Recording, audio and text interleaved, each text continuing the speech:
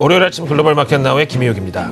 지난 금요일 밤 10시 반이 되자마자 저도 스마트폰을 꺼내서 고용지표를 딱 실시간으로 확인했는데 그 자리에 있던 사람들이 전부 다 너무 놀라버렸습니다. 저 포함해서 주식을 하시는 분들 아니면 여의도에서도 다 똑같은 반응이었는데요.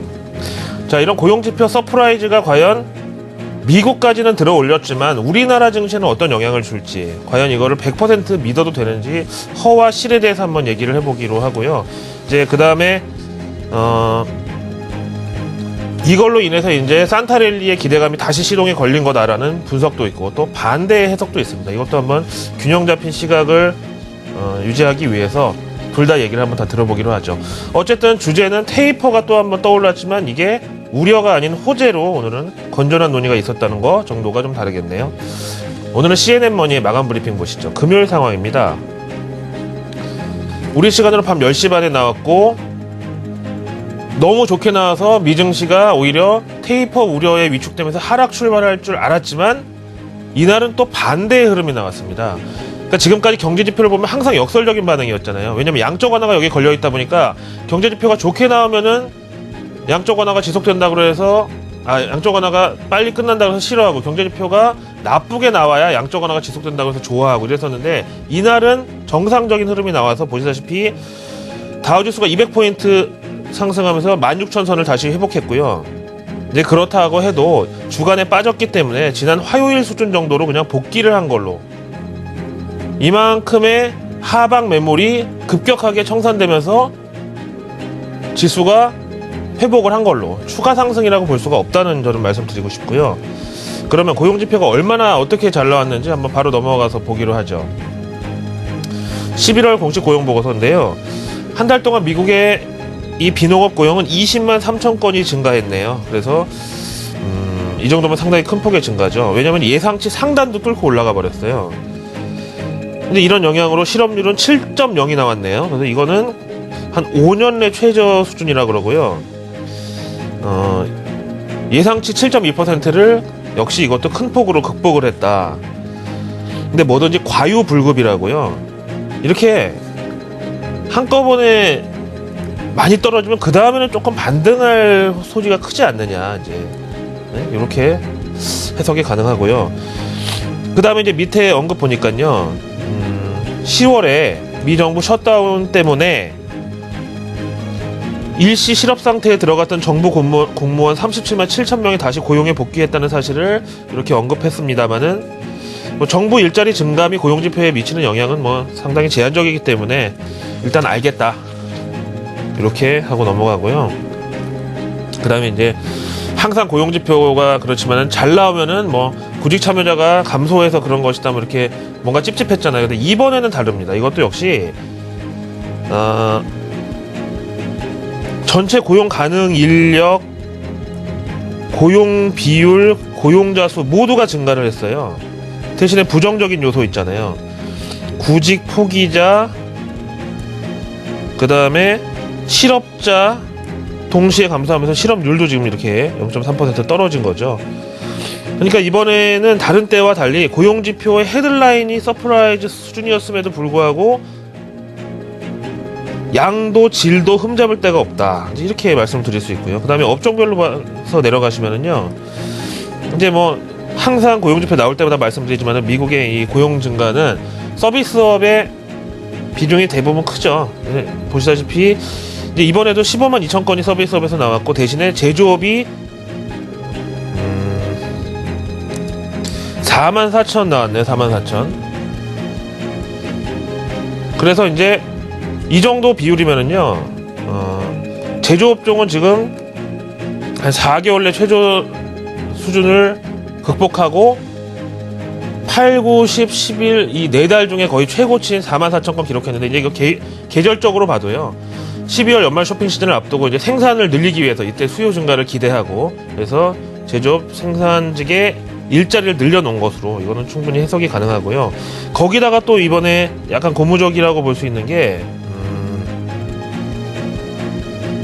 바로 이제 건설업종인데요. 건설업종 경우는 사실 이제 잘 아시는 대로 11월 달이면은 이제 겨울 시즌으로 돌입하는 이사철 비수기임에도 불구하고 17,000건 늘어났다는 것은 상당히 견조한 고용 증가에 기여를 했다. 이렇게 보여지죠. 자, 그렇다면 이제 고용지표가 보시다시피 누가 봐도 뚜렷한 호재였다 보니까 당연히 테이퍼에 대한 얘기가 솔솔 나왔겠죠. 외신하고요, 각계 전문가 의견들 차례로 들어보겠습니다. 먼저 마켓워치 헤드라인 보실까요? 이번 고용지표는 실업률이 떨어졌다고 해서 뭐 구직 포기자로 인한 뭐 이런 약간 눈 가리고 아웅식의 지표가 아니라 진짜가 나타났다. 이번에는 당연히 테이퍼 시기를 앞당길 수밖에 없지 미룰 것은 아니지 않느냐. CNBC에서는요, 그렇다. 이번 고용지표가 양적 질적으로 뛰어나고 훌륭하고 그 강도도 좋고 다 인정은 하지만 지금 당장은 아니다. 이런 게 한 두세 번 더 봐야지 한 번 보고 갈 수는 없는 거 아니겠느냐. 월가 하우스들의 고용지표 관련한 테이퍼 시나리오 들어보시죠. 근데 이게 가장 최신입니다. 고용지표 보고 나서 어떻게 바뀌었는지. 먼저 파섹 파이낸셜 그룹은 GDP, 실업률 등 최근의 미국 경제지표는 연준 목표치를 이미 추월해버린 상태다. 당장 12월 FOMC에서 테이퍼가 나온다고 해도 이상할 것이 전혀 없다. 규모는 얼만큼? 비교적 큰 폭의 테이퍼 라이트보다 좀 큰 200억 달러를 줄일 것이다. 다음에 뉴욕 아메리트레이드 증권. 12월은 힘들다. 왜냐하면 미정부 임시 예산안이 종료되는 1월 15일 또 셧다운 우려가 대기하고 있기 때문에 1월 말 FOMC에서 가능할 것으로 본다. 그 다음에 바클레이 증권 보실까요? 이번 고용지표는 누가 봐도 훌륭한 결과였지만 이것만 가지고 당장 12월에 테이퍼를 하기에는 연준 입장에서는 지속성이라는 명분이 필요하다. 그래서 자사는 기존 3월 테이퍼라는 하우스 뷰를 유지하겠다라는 설명입니다. 다음은 이제 인터뷰 내용으로 들어보실게요. 모간 스탠리 아담 파커. 테이퍼는 시장에 있어서 짧으면 이틀, 길어봤자 2주짜리 수명을 가진 이슈다. 라면서 테이퍼가 나오는 그 이면에 이게 왜 나왔느냐. 바로 경제회복세 강화가 전제되어 있다는 게 더 중요하다. 그래서 증시는 결국은 호재다 이거죠. 하지만 이머징 마켓 상황은 다를 수 있다. 이게 좀 신경 쓰이죠. 이럴 경우 이머징 마켓에 익스포저가 많은 기술주들의 리스크가 될 수도 있다는 설명입니다. 다음에 사실 버냉키 연준의장이 5월 의회 증언에서 테이퍼라는 이 표현을 직접 하지 않았지만 이 테이퍼라는 컨셉을, 출구 전략을 점진적으로 시행하겠다는 이런 의지를 처음 표명하면서 5월, 6월 미 증시가 상당히 혼란스러웠죠. 근데 요 시점과 내용을 정확하게 예언한 사람이 바로 월스트리트저널의 존 힐센라스 전문 기자죠. 5가지 요약을 해놨는데 한번 보실까요? 이 사람이 뭐 연준 내에 무슨 어떤 뭐 연줄이 있는지까지는 모르겠지만 지금까지는 거의 다 맞췄다고 봐도 뭐 과언이 아닌데요. 5가지 체크 포인트가 뭐냐. 첫 번째, 테이퍼가 다시 수면 위로 올라왔다. 앞에서 보셨지만 이번 고용지표는 진짜 양도 질도 흠잡을 데가 없던 결과였던 만큼 FOMC에서 테이퍼에 대한 논의는 좀 더 활발하게 강도가 세질 것이다. 하지만 당장 12월이 아닌 1월 테이퍼까지 둘 다 가능성은 올라갔고 3월이 내려갔을 뿐이다. 두 번째, 미증시가 자신감을 되찾았다는 건 뭐냐면요, 지금까지는 경제지표가 호조로 나오면은 양쪽하나 이거 뺏길까봐 시장이 위축되고 또 지표가 나쁘면 오히려 시장이 오르고 그랬지만 이제는 펀더멘탈 본질에 집중하려는 움직임이 나오고 있고 양쪽하나 축소가 긴축하고는 다른 얘기다 라는 이성적인 투심이 형성되고 있다. 세 번째, 뭐든지 이제 이 타이밍이 중요한데요, 당장 12월보다는 12월 달에 논의를 충분히 해놓고 나서 결정은 1월에 한다. 그리고 미정부 임시 예산안 재협상 같은 것도 다 확인을 해야 되기 때문에 이번 FOMC 다음 1월이 이제 1월 28일, 29일 되게 늦잖아요.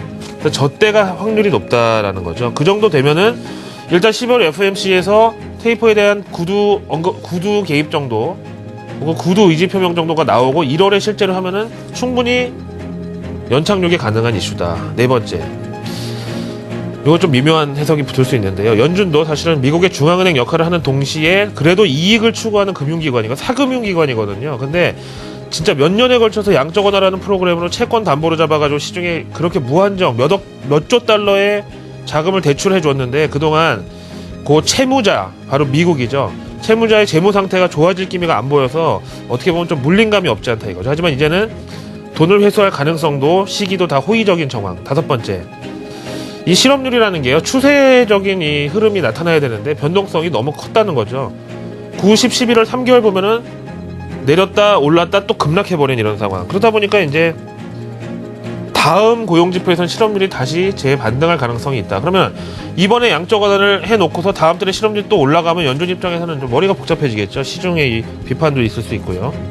다음에 서베이 내용 두 편 보시죠. 블룸버그입니다.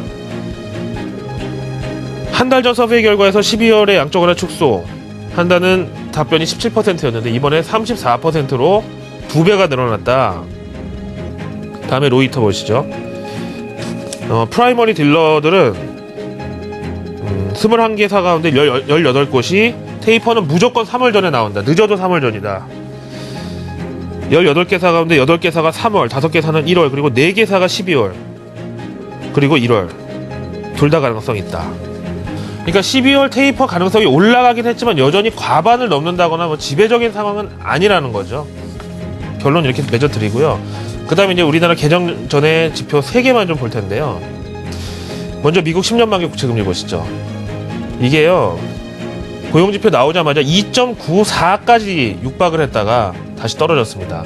그래서 떨어졌지만 2.86 기록 중이라서 여전히 미 테이퍼에 대한 우려가 우리 시장에 주는 민감도는 줄어들지가 않았다. 오히려 더 커졌다가 고비를 넘긴 이런 상황. 그 다음에 이제 미국의 경우는 쇼커버링이나 환매수, 악성매물 해소 이런 거에 따라서 좀 과도하게 오른 감이 없지 않기 때문에 이런 걸 다 보고 좀 정신을 차리고 한 주에 가장 먼저 일요일날 장을 여는 이스라엘 지수 같은 경우 보면은 0.28%로 한 달치 그래프에서 코스피하고 상당히 좀 비슷한 흐름이 나왔는데 이렇게 큰 반응은 없었다.